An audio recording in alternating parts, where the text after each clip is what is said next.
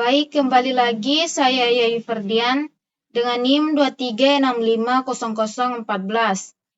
Di video ini saya akan membahas materi ke-9 yang berjudul Project Quality Management.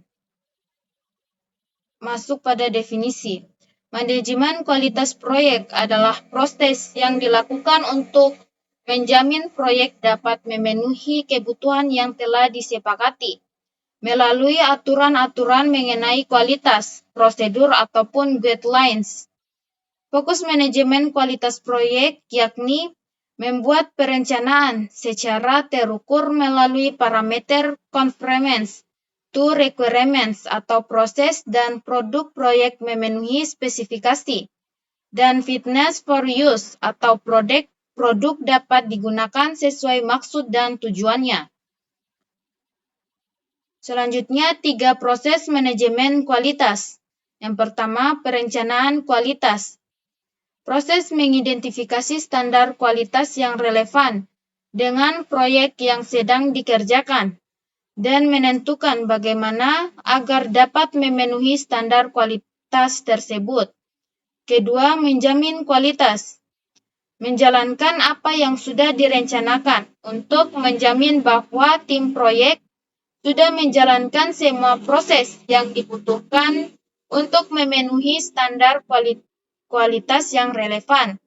Kemudian yang ketiga yaitu mengendalikan kualitas, yaitu memonitor hasil-hasil proyek yang spesifik untuk memeriksa apakah sudah memenuhi kualifikasi standar relevan yang sudah disepakati dan mengidentifikasi cara untuk meningkatkan kualitas secara menyeluruh.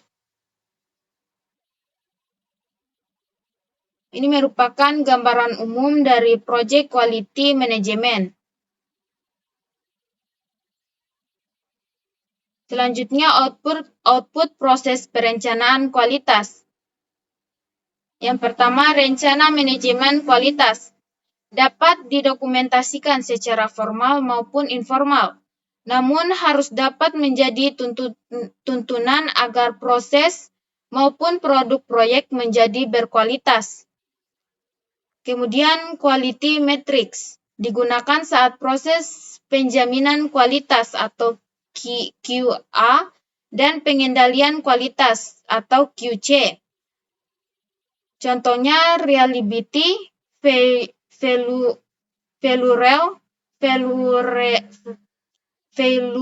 rate, dan availability dan sebagainya. Kemudian output proses perencanaan kualitas, yaitu quality checklist. Daftar hal-hal yang harus dilakukan dalam rangka memenuhi kualitas proyek, yaitu proses improvement plan, quality baseline, dan project management plan atau update. Selanjutnya, penjaminan kualitas. Proses ini dilakukan dalam rangka menjamin peningkatan yang terus-menerus dari berbagai aspek, sehingga penggunaan sumber daya proyek dapat seefektif dan seefisien mungkin. Proses ini berlangsung secara iteratif dengan cara membuang semua aktivitas yang tidak memberi nilai tambah. Tujuannya agar proses berjalannya aktivitas merupakan aktivitas yang berkualitas.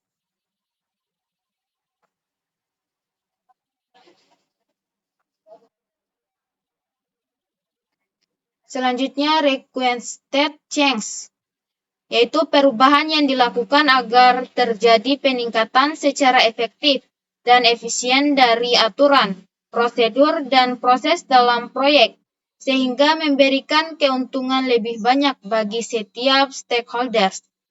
Kemudian, recommended corrective action merupakan penjabaran lebih detail berdasarkan requested change. Kemudian organizational process assets. Dan terakhir update manajemen plan. Selanjutnya output utama pengendalian kualitas. yaitu keputusan baik atau tidaknya proyek berjalan berdasarkan baseline quality ataupun rencana pengendalian. Kemudian saran tindakan korektif atau preventif. Selanjutnya saran perbaikan aturan, prosedur ataupun proses. Kemudian alat pengendalian kualitas. Ada banyak alat yang dapat digunakan dalam melakukan pengendalian kualitas antara lain Pareto diagram, statistical sampling, Six Sigma, diagram kontrol, testing atau pengujian, dan sebagainya. Nah, pada layar ini merupakan contoh Pareto dari diagram.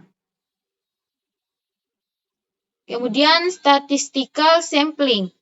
Metode pengambilan sampel populasi untuk memahami masalah yang ada.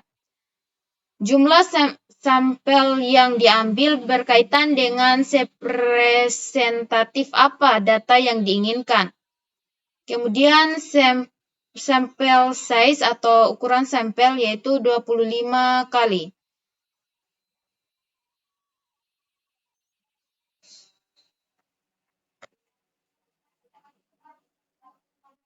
Selanjutnya, target kesempurnaan adalah mencapai tidak lebih dari 3,4 kegagalan atau 1.000.000 peluang. Kemudian, prinsip Six Sigma dapat diterapkan pada berbagai proses bisnis. Selanjutnya, proyek yang menggunakan Six Sigma sebagai alat kendali kualitasnya biasanya menggunakan 5 fase pengembangan yang disebut DMAIC.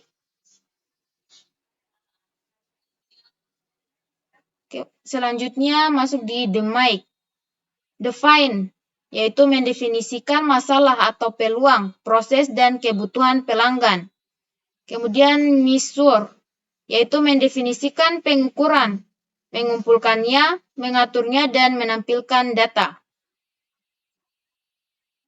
Yang ketiga, analis, yaitu membedah masalah untuk mendapatkan peluang peningkatan kualitas. Biasanya menggunakan fishbone atau Ishikawa diagram. Kemudian keempat, improve, yaitu mensintesis solusi dan ide untuk menyelesaikan masalah. Yang terakhir yaitu kontrol, yaitu verifikasi kestabilan peningkatan dan solusi yang sudah diprediksi.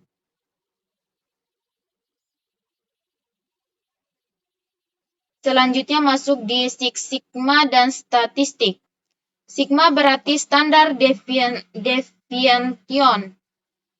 Standar deviation menyatakan seberapa besar variasi yang ada dalam sebuah distribusi data. Standar deviation adalah faktor utama dalam menentukan jumlah unit kegagalan dalam sebuah populasi. Selanjutnya, standar deviasi. Standar deviasi kecil menyatakan data berkumpul di sekitar pusat data dan hanya ada sedikit variasi dari data tersebut. Data berdistribusi normal adalah data yang berbentuk lonceng, yaitu data yang simetris terhadap rata-ratanya. Ini merupakan contoh dari standar deviasi dan distribusi normal. Mungkin itu saja penjelasan dari saya pada materi ke-9 ini yang berjudul Project Quality Management. Lebih dan kurangnya mohon dimaafkan. Billahi taufiq walhidayah. Wassalamualaikum warahmatullahi wabarakatuh. Sampai jumpa di video lainnya. Sekian dan terima kasih.